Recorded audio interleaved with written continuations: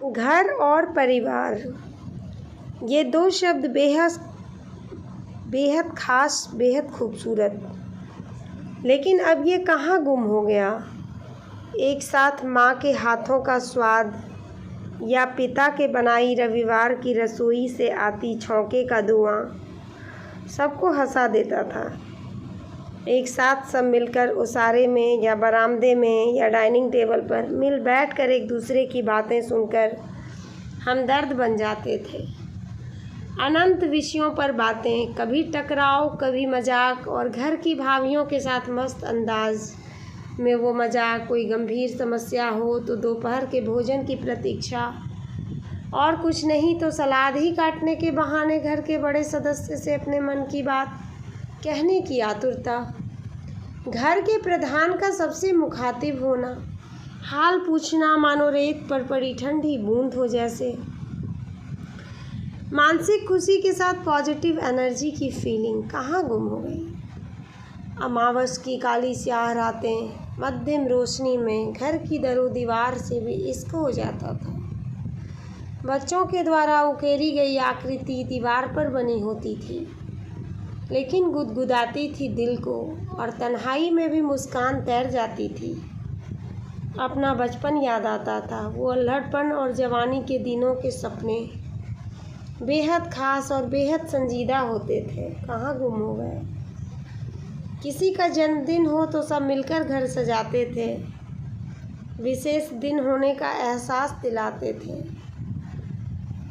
अब तो जन्मदिन हो या एनिवर्सरी, लिपे पुते मुंह से किसी रेस्टोरेंट में जाकर तले भुने खाकर 2-4-10 चित्र खींचकर रील्स बनाकर हम ऐसी खुशियां मनाते हैं जैसे रेस्टोरेंट ही घर हो, और घर की दीवारें सुनसान पड़ी अपनों के तलाश में प्रतीक्षा कर आंसू बहाती है, किसी के खास मौके को भी गंवाती है। जहाँ हर रोज़ खुशियाँ दस्तक देती थी, उस एक दिन के चंद घंटों में वो बेजार होकर रोती हैं। कोई नहीं सुनता, खामोश दीवारों की सिसकियाँ, चौखट की तड़प, और घर में बने मंदिर का साप, वो नेगेटिव एनर्जी की दस्तक। घर छोड़ बाहर का सेलिब्रेशन, घर में घुसते ही खालीपन का एहसास घर वालों को नहीं होता, लेकिन असर छोड़ जाती हैं ये शाप। आज परिवार के नाम पर रिश्तेदार शमशान में मिलते हैं, खुशियाँ घर में नहीं रेस्तरां में मिलती हैं। चित्र जो मोबाइल के कैमरे में नज़र आता है वो चरित्र को चरितार्थ नहीं करता, बल्कि अपने हुस्नो स्वभाव को चित्रित करता है। खुशियाँ दिलों में नहीं, गिफ्ट के पैकेटों में ढूंढी जाती है।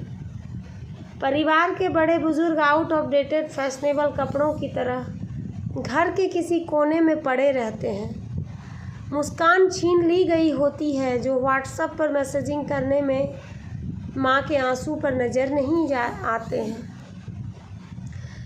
बहन हो या भाई हो, गलत और सही काम कर रहा है या क्या कर रहा है उसकी खबर भी नहीं होती है। बच्चों के प्रोजेक्ट कैसे होंगे इससे अनजान होते हैं। बच्चे भी ढूंढते हैं बाहर ही खुशियाँ, अपनों की दुनिया रील्स और मोबाइल की दुनिया। वो पड़ोसन की बत्तियाँ अब बीते दिनों की बातें रह गई। बालकनी में गई सदियाँ बीत गईं, चिड़ियों के घोंसले उजड़ गए।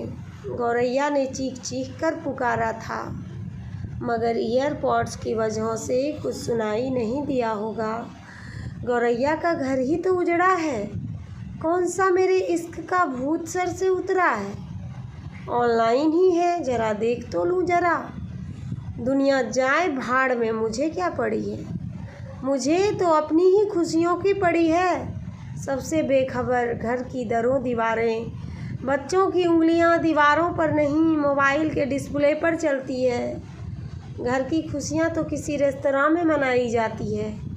घर तो सूना जीवन में जहर का घुल जाने जैसा है। परिवार का बिखरना शायद यही वजह है। चित्र पर ध्यान देना, चरित्र को नहीं उतारना। दिल से मुस्कुराने की, खुलकर खिलखिलाने के दिन लद गए। मोबाइल पर स्माइल का बहाना खोज रहे। बुजुर्गों का प्यार और आशीर्वाद खो रहे, घर के खाने के स्वाद को रेस्तरां में ढूंढ रहे, फैशन की आड़ में अपनी सभ्यता और संस्कार खो रहे, बस बाजार की रंगत में दिन ब दिन लिपे पुते लग रहे, घर की खुशियों को आग लगाकर बाहर खुशियां बटोर रहे, हासिल तो बस शून्य होना है, सब यहीं पीछे छूट जाना है। घर और परिवार की परिभाषा तो अब होटलों में पाया जाना है। चलचित्र दिलों में नहीं बनते, मोबाइल के स्टोरी स्टेटस में बनते हैं। बूढ़े माता पिता का साथ, उनकी आवाज़ भी खटकती है। उनके दर्द से अनजान होकर बेटा बहू अलमस्त एक दूसरे की बाहों में खुशियों को तलाशते हैं।